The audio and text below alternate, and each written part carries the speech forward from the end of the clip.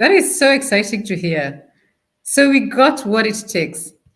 Now, Mr. Jackson, I'd like you to walk us through the Diamond Minds journey from application to training to placement, and tell us exactly what can a young person expect at each stage?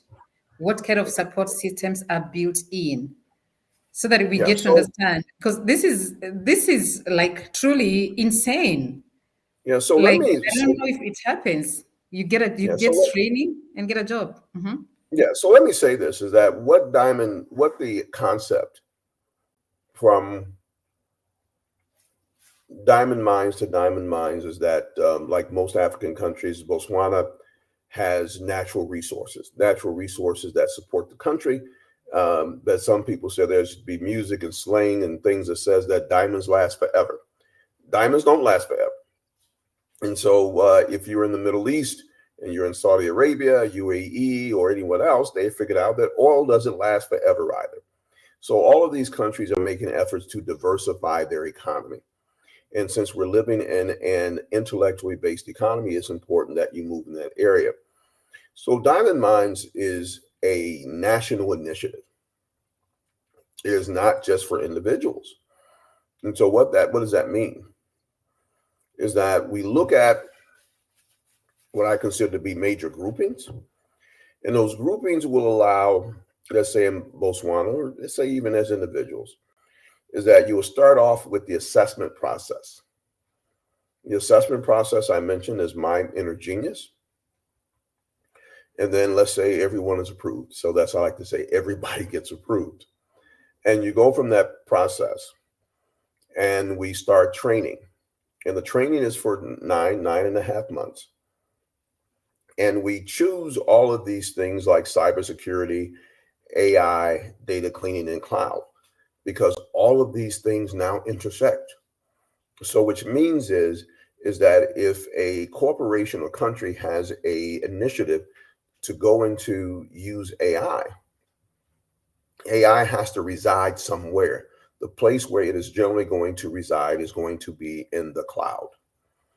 And so, but in order to go into the cloud, the very data that they're trying to use for AI or to even put in the cloud needs to have some data hygiene. The data needs to be clean because nothing has changed in technology since the day we started. And that means garbage in, garbage out.